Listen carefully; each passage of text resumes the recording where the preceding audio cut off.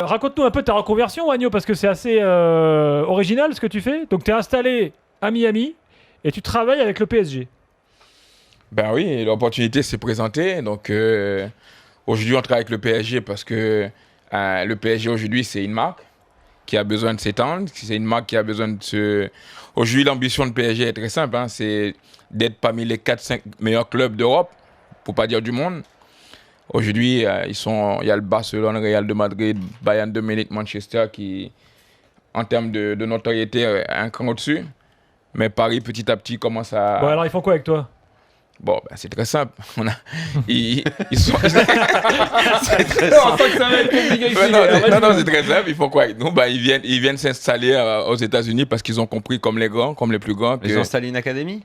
Oui, ils ont plusieurs. Donc, à Miami? Non, enfin, toi, tu avais ouvert une académie. Tout à fait. Au départ, qui avait rien à voir avec le PSG à Miami. Et donc le PSG est venu s'associer à ton académie. Ils t'ont absorbé.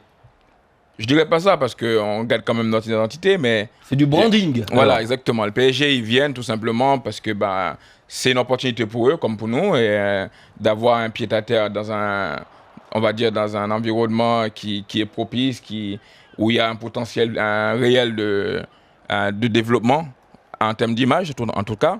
Il faut savoir que les États-Unis, c'est le pays où il y a le plus de licenciés au football, de par la grandeur du pays, mais aussi parce que c'est réellement des passionnés. C'est que des filles.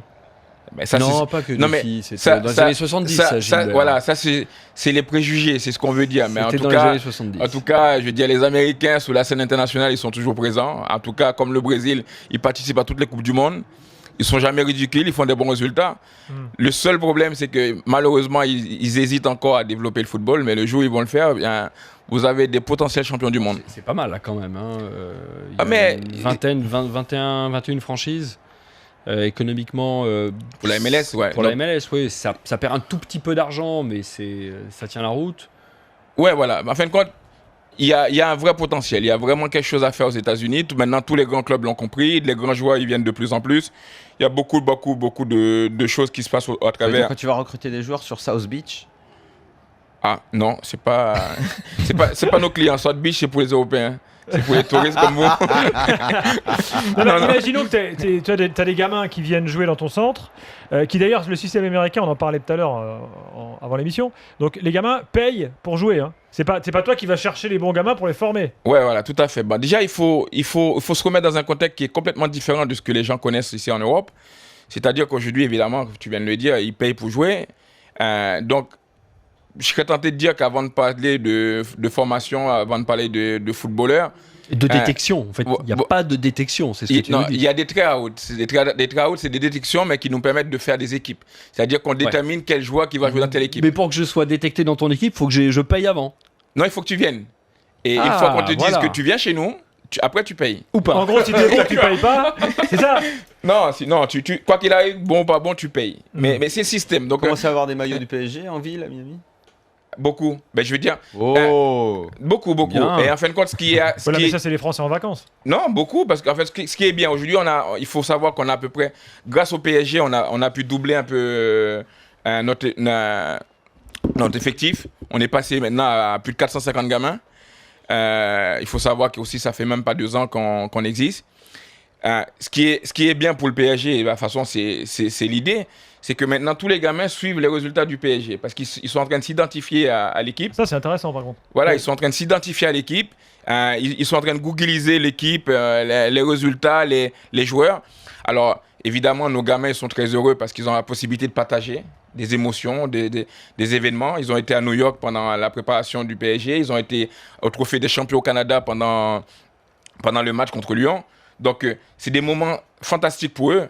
Et donc, les parents sont contents. Donc, le PSG nous permet aussi d'augmenter nos adhérents, mais aussi d'élargir nos offres.